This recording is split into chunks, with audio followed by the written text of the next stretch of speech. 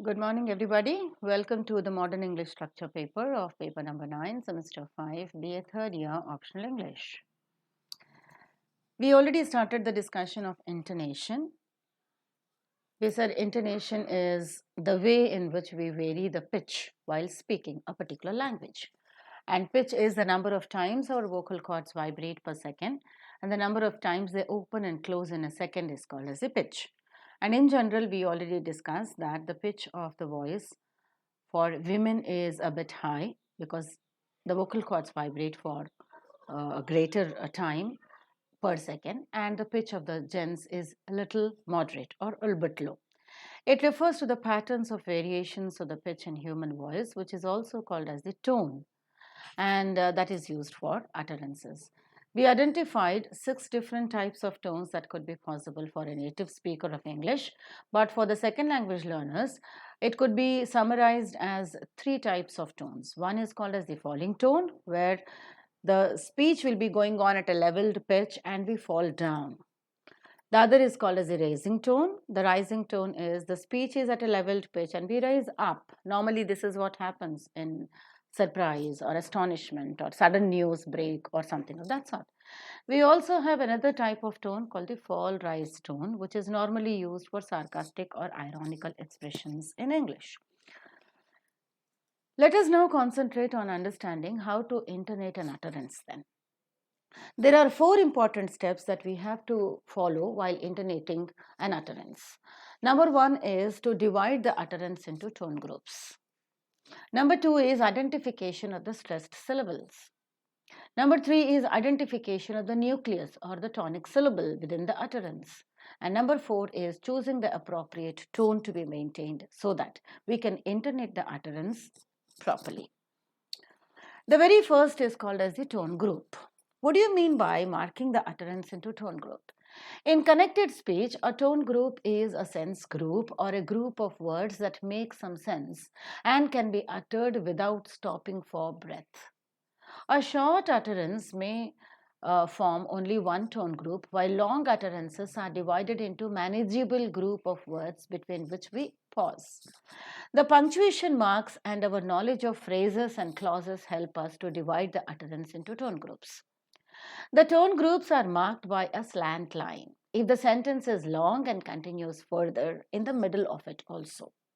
The end of the sentence and the beginning of the sentence are always marked by the double slant lines, thus indicating that they are either the beginning or the end of the sentences. And when we are in the middle of the sentence and the sentence is quite long, and if it is to be paused or stopped in between, it is indicated by a single slant line. Say, for example, you have on the slide, you could see some small utterances and some bigger utterances also. So every utterance has to begin and end with double slant lines, as you could see. The moment you have the first two expressions like hello or yes, so you have it incorporated in the double slant lines, thus showing that it can be uttered in a single attempt and it belongs to one tone group. Similarly is the third, what is your name? Without pausing in between, we can utter this utterance together and so had included it under slant lines in one tone group. I will not come tomorrow. Now, for uttering this example also, you need not stop in the middle. We can utter it together and hence it belongs to one tone group.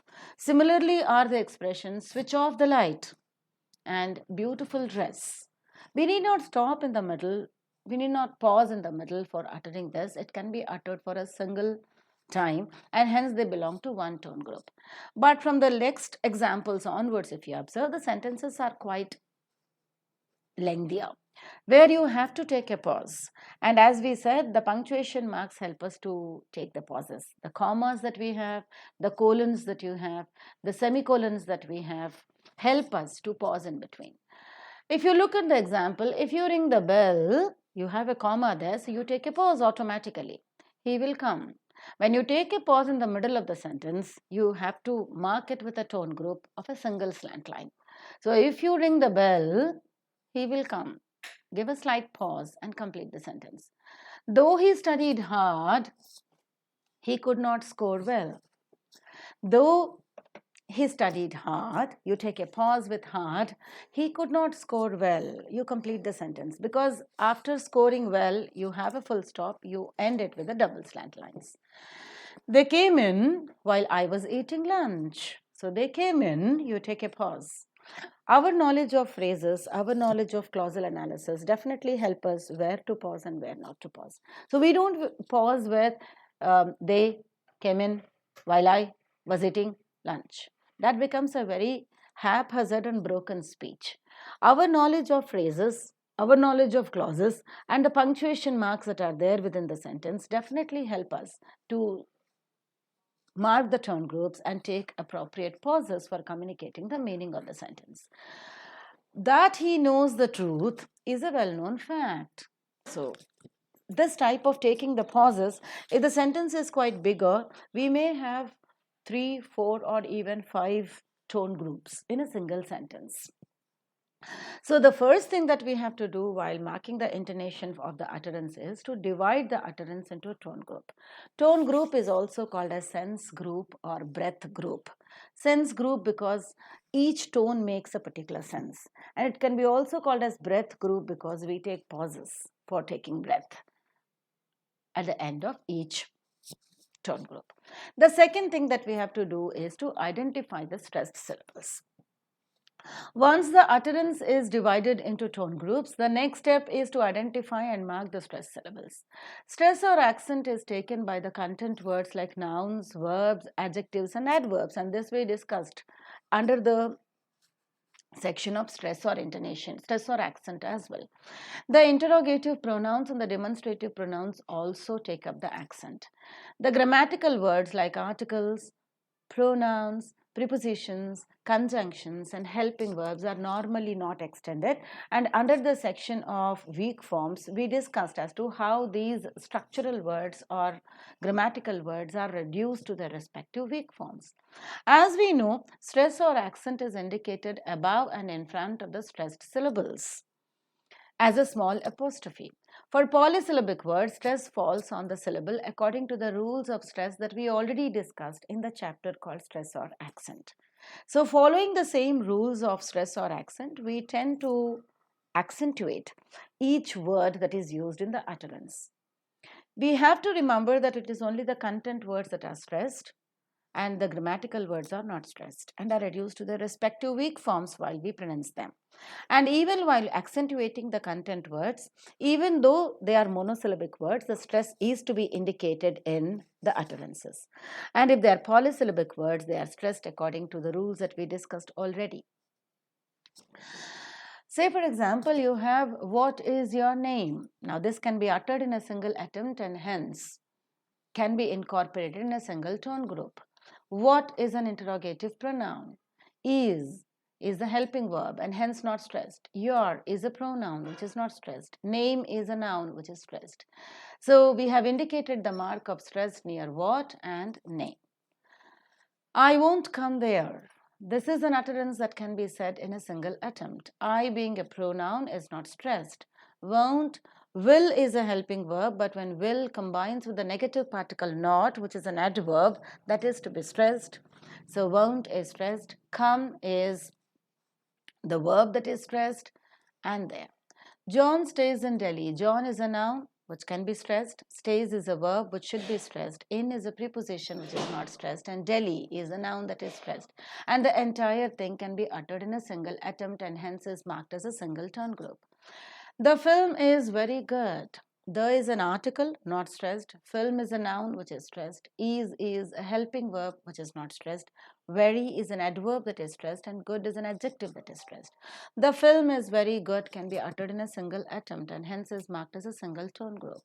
How wonderful. How is interrogative pronoun which is to be stressed and wonderful is an adjective that is stressed. How wonderful is an utterance that can be uttered in a single attempt and hence marked as a single tone group. The third is the identification of the nucleus or the tonic syllable. Of the syllables marked with stress in a tone group, only one syllable that stands out from the rest of the syllables is the most important one. This important syllable is what is called as the nucleus or the tonic syllable. And the nucleus receives the pitch movement, the falling tone, the rising tone, or the fall rise tone. If it is a normal utterance without any implications, usually the last accented syllable within each tone group becomes the nucleus and will receive the pitch movement. The pitch movement or intonation can be the falling tone or the rising tone or the fall rise tone. The choice of the nucleus is determined by the meaning that the speaker wants to convey.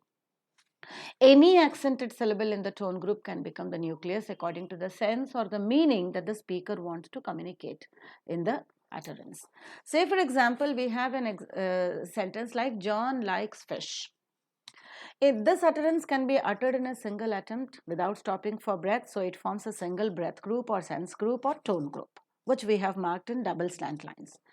Now, if we are starting to proceed for the second step of identifying the stressed syllable, John being a noun is stressed, likes being a verb is stressed, and fish being a noun also is stressed. So, the utterance is made of 3 words and all the 3 words are stressed. John likes fish, which you could say in the very first line. Now, any of these stressed syllables can become the nucleus. When we make it as a nucleus, it is normal that we underline it. So you could see that in the second sentence, we have made fish as the nucleus. Normally, for any sentence, in the utterance, it is the last accented syllable. If we are not having any other implications to imply, it is the last accented syllable that becomes the nucleus. So following this rule, we have identified fish as the nucleus, and so we have underlined the fish, which will receive the tonic syllable, which is called as nucleus. So John likes fish. You just fall down and give a falling tone to it because it's an ordinary utterance without any implications. What does that mean? It means that John is the subject who likes fish, maybe not prawns or meat. So the emphasis is on the fish. In the next sentence, you could find that it is likes that is made as the nucleus. When you make likes as a nucleus and you have other accented syllable within the same utterance, you normally give it a secondarily accent, which is indicated by a stress mark below and before the accented syllable. So John receives the primary accent and fish receives the secondary accent, because in this we have made likes, which is the verb, as the nucleus. Now likes will receive the tonic syllable. John likes fish, which would mean it is not that he doesn't like. Of course he likes it. Emphasis is on the liking of John for fish. In the last sentence, you could find that it is John that is made as the nucleus. So it is John likes fish. Now likes and fish will receive the secondary accent. Now that this utterance means that it is John who likes, but not his wife Mary or his son Joseph. So the emphasis is on John. You can make any of the accented syllable within the tonic group as the nucleus, and accordingly the meaning will change. If you don't want to communicate any of these additional meanings, normally it is the last accented syllable within the tone group that becomes the nucleus, which receives the tonic syllable. The fourth step is choosing the appropriate tone, which could be the falling tone, the rising tone, or the fall rise tone. Now this we would see in the next video. Thank you for watching the video.